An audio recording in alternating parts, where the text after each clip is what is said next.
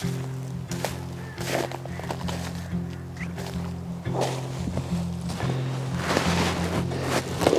everyone, good morning.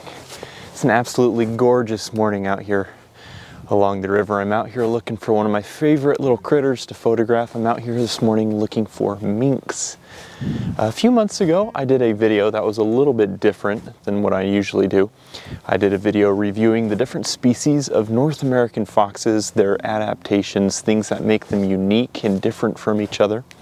That was a really fun video. I had a lot of fun putting that together, and I got some positive feedback and requests for other videos like that. So this morning I wanted to do another video about one of my favorite families, one of my favorite groups of animals to photograph, and that is the weasel family, or mustelids.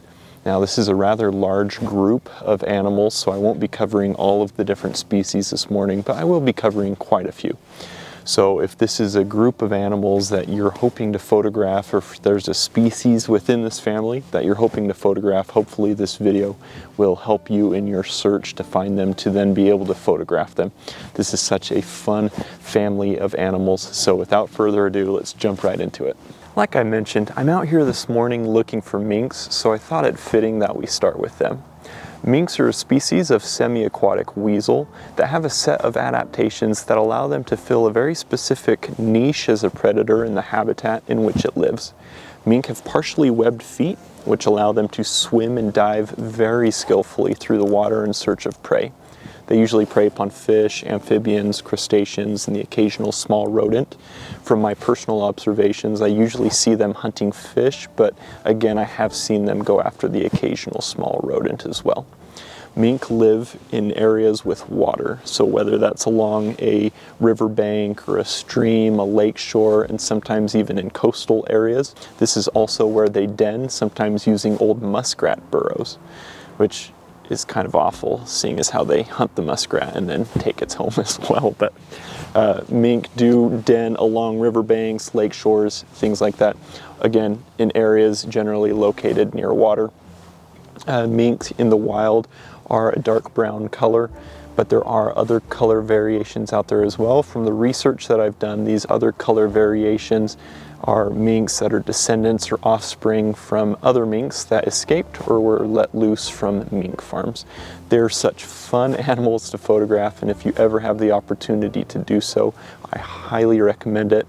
Minks are sometimes confused with North American river otters, but they are vastly smaller in size, sometimes reaching up to about 2 feet in length, which is pretty big for a mink.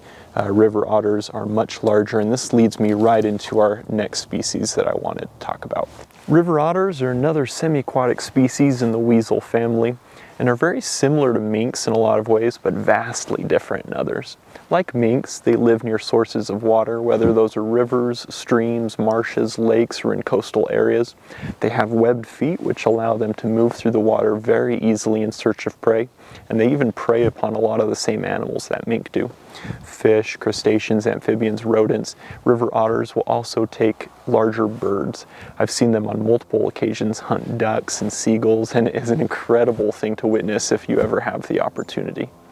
River otters are often referred to as the most social species within the weasel family.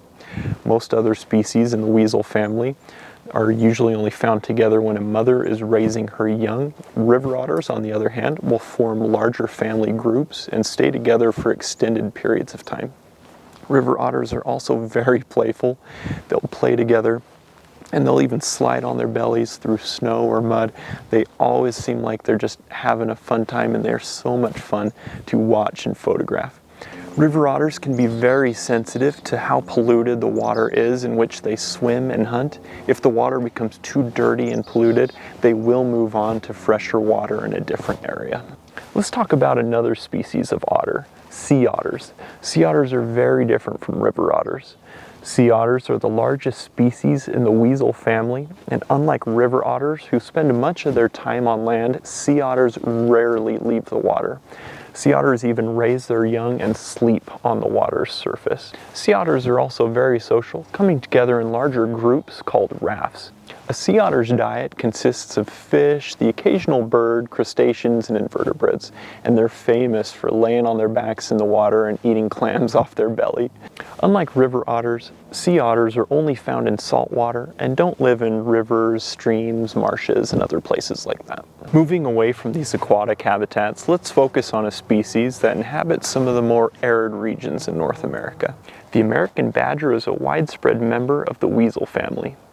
Badgers live in a variety of habitats, but are one of the only weasel species that can survive in the desert regions of North America. Unlike their European cousins, American badgers are primarily solitary animals, only staying together when the mother is raising her young. American badgers prey mostly upon rodents as well as the occasional bird, snake, or other reptile. Badgers are mostly nocturnal, but can often be seen early in the morning and later in the evening. American badgers are master diggers, sometimes digging a new burrow every day. These holes become homes for other animals such as skunks, owls, foxes, prairie dogs, and other animals. American badgers often hunt side by side with coyotes. This hunting strategy has been observed many times and is beneficial to both coyote and badger. Weasels or mustelids are such a fun family of animals to observe and photograph. There are so many species I would love to include in this week's video, but like I mentioned before, this family is just so big that I can't possibly include all of the species, so in the future sometime I'll do a second video to review the other species that I missed today. This is also a family of animals that is notoriously difficult for wildlife photographers to consistently find and photograph. So I hope that the information that I've shared in this week's video will help you know where to look to then be able to find and photograph these different species that I've reviewed. These are some of my favorite animals to photograph, and over the years, as I've learned more about what habitats they like, their habits, behavior, different things like that, it has become easier to find and photograph them. So again, I hope this video helps you to be able to do the same. On a side note, I've still got spots open for my Alaska bear workshops for next summer.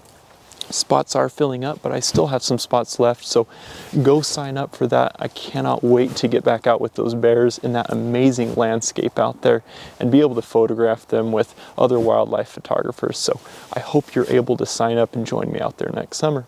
Again, I hope you've enjoyed this week's video. If you have any recommendations for a group of animals that you would like to see a video on, just let me know and I can start putting something together. Thank you so much for the constant support. Stay safe out there. We'll see you next week.